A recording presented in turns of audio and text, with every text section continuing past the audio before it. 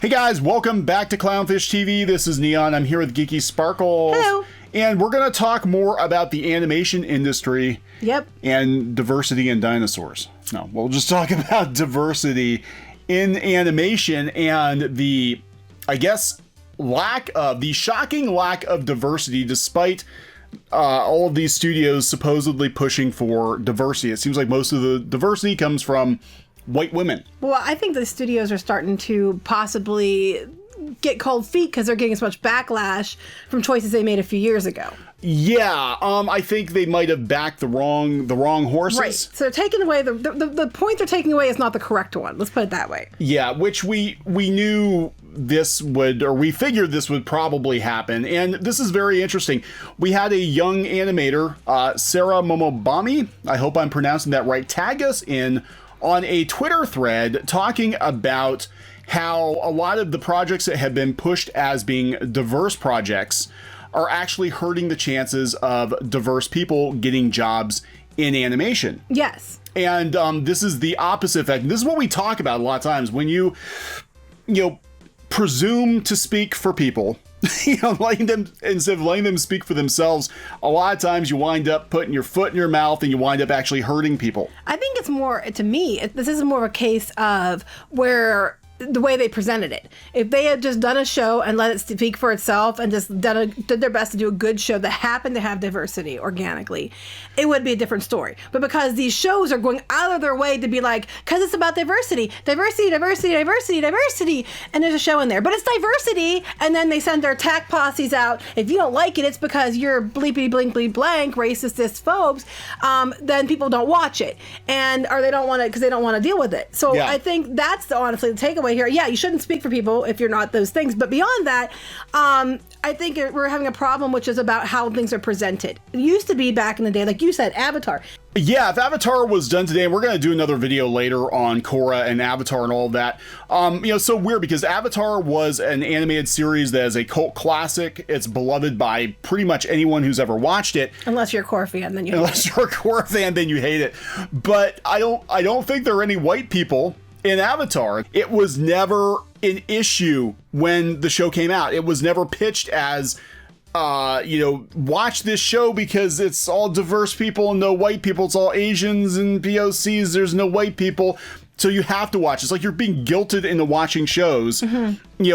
I don't care what color the characters are. Tell me about the story. Right. Tell me about these characters, I don't care what size they are. I don't care who they sleep with. I don't really care.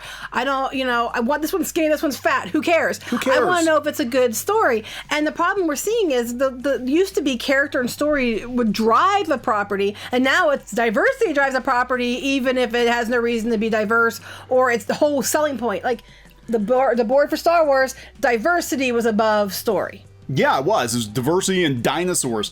And, look at Static Shock. Static Shock was a huge hit when it came out. Mm-hmm. And that was, I don't recall that being a selling point that it had an African-American lead. It was just like, hey, it's a good DC cartoon. Yeah. It's a good show. And that's it. Even when Milestone Comics came out in the 90s, Milestone was its own imprint, and they were mostly African-American characters. They didn't beat the diversity drum. I mean, it was pretty obvious it was like mostly black characters, but it wasn't like they were like, you better buy Milestone Comics or you're a bigot. And I'm thinking about like shows and stuff. They just hired somebody over Disney to be this diversity and inclusion person again.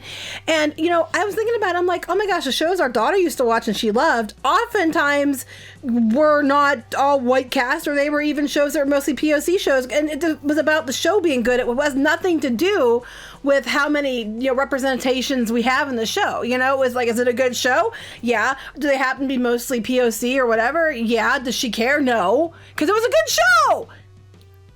Yeah. I mean, yeah. That was me whacking my finger on something. Oh, sorry. You didn't break another finger. No, it was the one next to it, though. Anyway. All right. So this is Noelle Stevenson reacting to an animator who's got 3 POC leads for a pitch.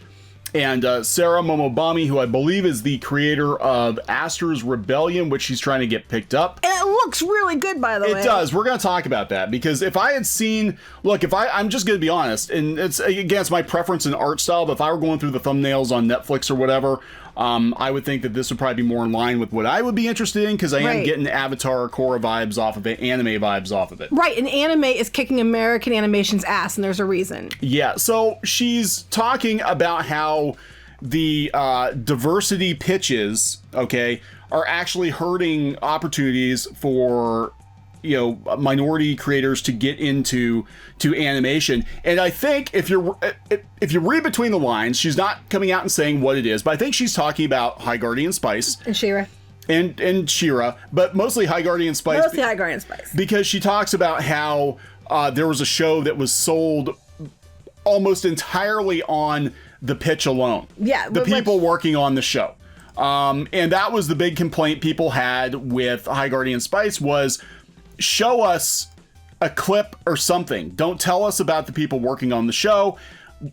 We shouldn't care. The whole trailer felt like a Kickstarter campaign, and it was all about diversity. It had nothing to do with the show, really. It was about, here's how diverse we are. Do we mention diversity? Diversity, diversity. It's all women. It's all people that aren't straight. That kind of stuff. It was like this whole diversity thing. People were like, I don't care about that. Is the show good? That's all we care about. So go into her tweets then. Let's go into her tweet thread because this was very interesting because a lot of people don't look at the other side of it, which is if you pick up a show or a comic or whatever based solely on diversity and that show does not perform well because maybe it's just not that good or people got so tired of being hit over the head with diversity that they tune out, then it does hurt other people's chances to get a show. Again, there have been diverse shows for years. Could there be more? Absolutely. But the show needs to be able to stand on its own merit. Right. It has to be a good show. It just happens to be diverse, which is, I think, the point she's trying to make. Right. Anyway, go ahead. So here is her thread. She said, a while ago, I announced on my Twitter, I was excited to pitch to a huge company that produces animated shows. Let me tell you why diversity discourse in animation is actually hurting people behind the scenes that want to pitch future shows that look something like this. Now, for a moment, let's take, I would watch this show. I would watch it. Look how beautiful this give it a is. chance. And look, I don't know the story. I'm going to talk about that in a minute. But I just by the art alone, this is beautiful. This is amazing. I'm sure it would be more costly because it's beautiful and amazing, but and there is diversity here. You see people, all different kinds of people here. There are a lot of women. There are men. There are people that are white. There are people that are not white. There are people that, we don't know the orientations or anything like that, but this looks like, they aren't the diverse body types like, they keep trying to push, but this looks really awesome. It just looks really good. I mean, it's beautiful. It's beautiful. I would, if I saw this thumbnail, I would at least check it out. Yeah, it's beautiful. I'm just saying, but that is my... Costumes are beautiful. It's beautiful. That is my personal, feeling on this. I like this art style. We always gravitate toward the anime type stuff, but it does give off that Korra vibe. Okay, so she continues. The company I pitched to spilt the tea on how they produced a show that was diverse. I'm going to read between the lines here. Body types, LGBT plus, all girls, and instead of releasing a trailer for the show, the creators talked about how diverse the show was and used it as a selling point. This got immense backlash. High Guardian Spice. She is not saying it. We'll say it for her. High Guardian Spice. We'll say it for her because I'm guessing that's what she's talking about because this does look like something that would fit on Crunchyroll. It's beautiful. So now that the company will look at a show that has any semblance of diversity themes, POC, women cast, brighter toned, and not give it a chance because they believe it won't make them money. So fuck the creators who use diversity as a selling point instead of promoting the story. Thank you. Yes.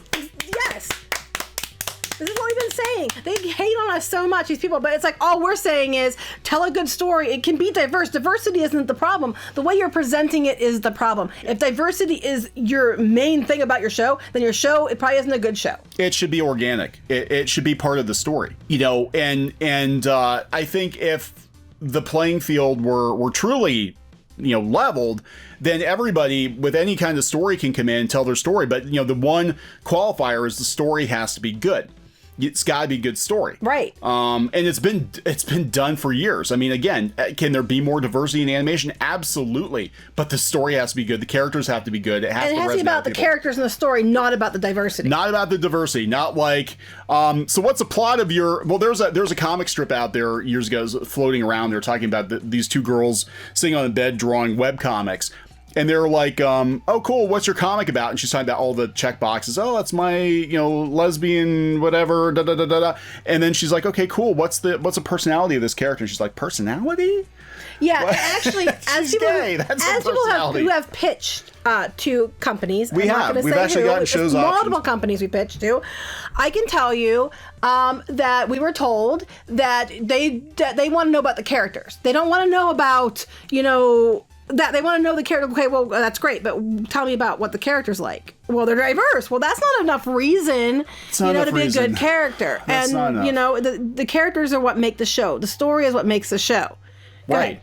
And that's what these they're not doing. Meanwhile, we're seeing stuff like this get greenlit. Now you have to realize, of course, that animation does take time. This show could have been greenlit like 3 or 4 years ago. It seems like a lot of them have been greenlit. Now the one below it's the one I take. It's like you could have, keep going down. You could have the beautiful thing that she was showing, or you could have this. Which one costs more? That's what it probably comes. But the thing is that Crunchyroll, if that's what she's talking about, she's talking about Elation and Crunchyroll. It could be other places too. It could be Cartoon Network. It could possibly, maybe, potentially, maybe be. But Disney, who knows? That is the art style that they do there. Now, disclaimer: we actually had pitch shows. We actually had a show optioned by Disney at one point. Interestingly enough, and we don't talk about it because it's not really relevant. The lead character of one of the shows we pitched was actually a black girl. Yep. But you know what? We had the story figured out, and it just made sense. Mm-hmm. It wasn't a selling point. It was just like, oh, by the way, but we had the whole story and the whole universe and all this stuff, worked out. And so we sold it based on the story. Here's the story. Here's the hook. Right. Not, oh, by the way, if you don't pick this up, you must hate black girls. Yeah, because, it was just we went by the story. Yeah, but anyway, let's continue. Because the person who wants to pitch a show with an authentic, diverse cast, not for the purpose of promoting diversity, gets put on the back burner because executives think it'll flop like the other show they funded. Well, this is a lack of research on the part of the executives greenlighting these shows. Yeah, if you're listening to us and you happen to be executive, I would definitely look at this one. And because there is a difference. Just because it's got brown and gay people doesn't mean it's about diversity. Right. The worst part, it's the same progressive looking white women. It's not untrue. It's not untrue. Who are ruining the chances of all the POC out there who have a cartoon idea and the lead just happens to look like them. Imagine a Japanese man getting told his Japanese male lead characters to SJW. These white women be like diversity this, diversity that. Meanwhile, women in animation is a scam. Heard that from multiple people, actually. We have heard this from multiple people, and I'm going to be completely honest. Many of the people we've heard it from are not white. Not white. Mm-hmm. We have had many animators say that women in animation is basically about pushing progressive white women. Yep. And that sort of, feminist agenda over actual diversity, representation. I mean, this is not the only person we've heard this from. And we've had this on the download. We haven't really talked much about it. We actually had people want us to come on podcasts and talk about it. And I'm like, look, we hear stories, but I don't want to get into it. We haven't personally been the ones who have been impacted by this. So I don't think it would be very genuine of us to go and talk about it. I think that they should go out and get the people who have actually been impacted to have a say. But a lot of them are afraid to speak out because they know it'll hurt their chances moving forward. So it's always refreshing when we see people speak out, like the Sarah and then Squid. Honey Mutant Candle Squid speaks out a lot. I never can say your name. I just call you Honey Squid. Squid, that's her name. Because I think it's sweet. Anyway, like she speaks out about it all the time as well. And I've heard other people come on down low and talk to us about it as also.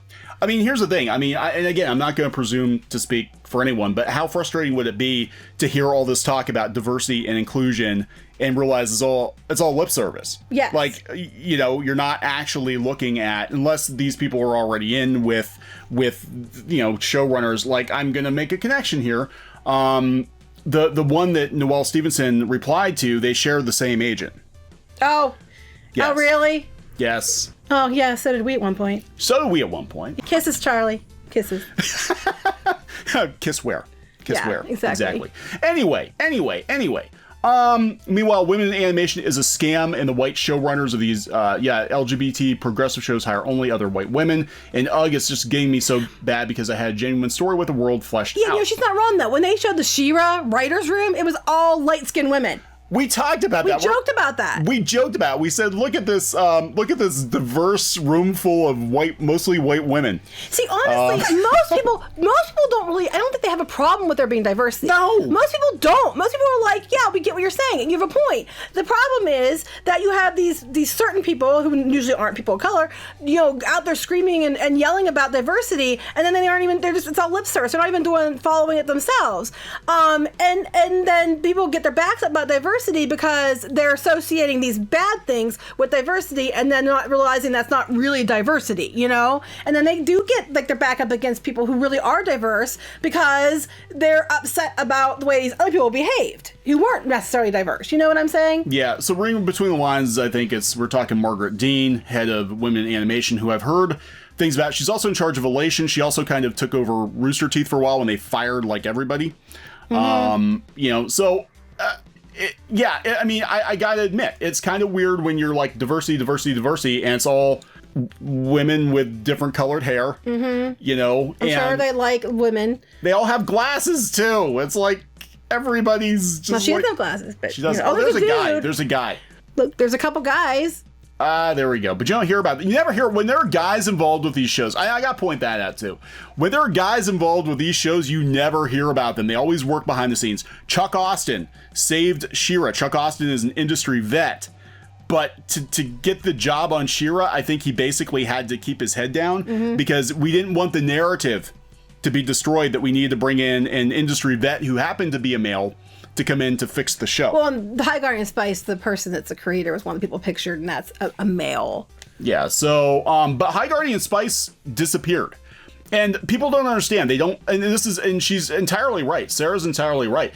The backlash wasn't because the show was quote unquote diverse. The backlash was that diversity was, and it's faux diversity because really the people working on the show aren't really that diverse. Let's be honest here. I'm going to flat out say it. It seems like anymore what diversity means women and lesbians. I'm sorry if that offends you, but that seems to be the trend. Now, because of what's been going on this year, I do think we're starting to see more that they're trying to actually reach out to people of color and stuff like that because there's been a lot of backlash this year. But up until this point, when they were pushing this diversity, the ones screaming the most, the ones, with diversity, it's their diversity is, we make fat people, and they're women and lesbians. Am I wrong? Yeah, and the characters are like a trope. Like, we can't tell if this is an actual show or a parody because these characters look like every Tumblr comic ever. Typical, the lips, the blue hair. They go on and on about feminist agenda. I mean, her birth control pills are her power source. Okay, go back to this. Anyway, back to Sarah, because this is about Sarah, not about this dumbass show that got picked up instead of hers. I hate how selfish certain progressive white women showrunners and creators are being marketed by shows as explicitly diverse content. They're not paving the way because they aren't normalizing the diversity. They're advertising it. Meanwhile, authentically diverse pitches get fucked. Because here's the thing. I'm going to be honest with you. The She-Ra thing, the diversity in that was about different body types and LGBTQ. Look, let's be honest. That's what the whole thing was. It wasn't about pushing different people. That their diversity again, women and LGBTQ people. Yeah. And the thing with She-Ra was the marketing actually almost came off as a troll. Like, look, we took your skinny white Barbies with swords and we made them all fat and not white. Ha ha. Yeah, that's what they keep saying. Just because we could. Because it was based on toys. Just because we could. I mean, but that doesn't really prove. That's just back to what I keep saying that they say that diversity is. But that's not. That's part of diversity.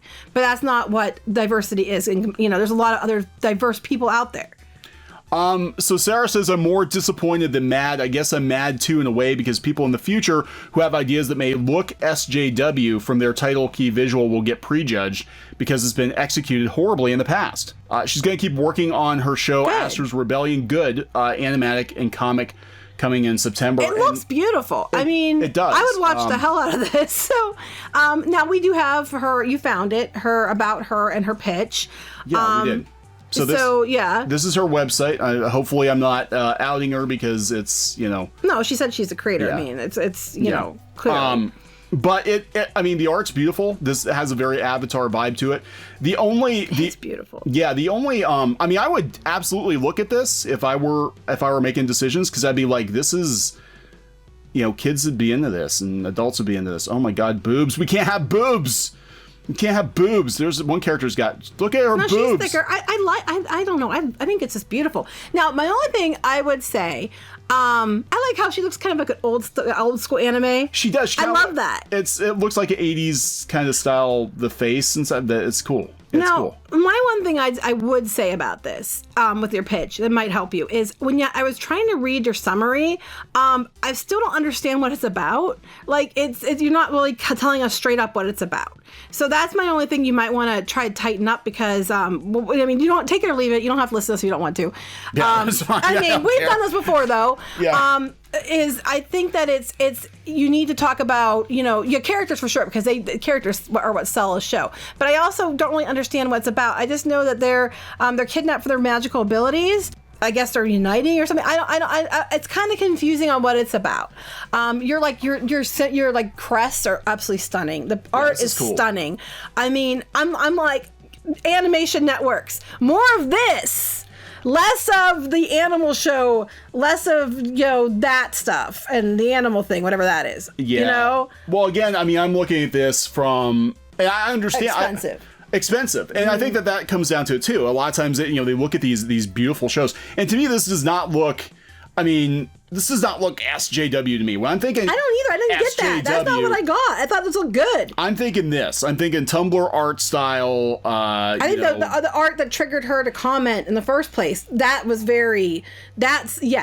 This, no, I don't get that. That's not what I'm getting from this at all. I think this looks good. Yeah. Like, I could see this as an anime. I mean, I would have saw that, and I would never have given it a second thought that, oh my gosh, it's all about diversity. I never would have got that from this. Yeah, that's pretty sad, though. I mean, if you're an executive and you're sitting there, a cartoon exec, and you're sitting there and you're like, just looking at stuff like, oh, it's got too many brown people and they didn't like High Guardian Spice, so... Gosh, if I was one picking stuff, this is something I'd definitely look into. I'd go on the top of the pile. Just on the art style alone, it would go to the top of the pile. Mm-hmm. But then, again, there are a lot of other factors, too, because expense is definitely one of them. One of them, and I do think that it's kind of confusing about what the story is a little bit. Yeah, I mean, if I knew, like, if you could... This is assuming she's watching and assuming, she wants our feedback. But I would say that, if you can tell me what the basic plot is in like 1 or 2 sentences, like what's the hook? Mm-hmm. Like you can say with Avatar, like, oh, this kid's the Avatar and he's been frozen in a block of ice for 100 years. And then he gets unfrozen and now they got to go save the world. And a couple of character points about each character, too. Because characters are important. That's what we were told. Don't tell me the story, tell me about the characters. Is something else that they might tell you. And your character stuff's pretty well broken down. But I do think the story's a little bit confusing from your write-up. But this is beautiful. This, to me, blows my mind that they would pick these other things over that. Yeah, like High Guardian Spice, the thing about that, too, is, and look, I'm not throwing shade at the artist, but Ray Rodriguez was not, like, a big webcomic artist. Mm-mm. Like, High Guardian Spice it wasn't like it was a super popular webcomic, and then it got picked up because it made sense that it was, like, blown up on Webtoon or something. It was just like the other ones that they're picking up over at, like, Crunchyroll. Yeah, it was almost like they just, like, went through Tumblr and they're like, yeah, this one. Yeah. Let's make this one a show. But where is the show? We don't even know where the show is. That's true. It's in limbo. But apparently at least a pilot exists.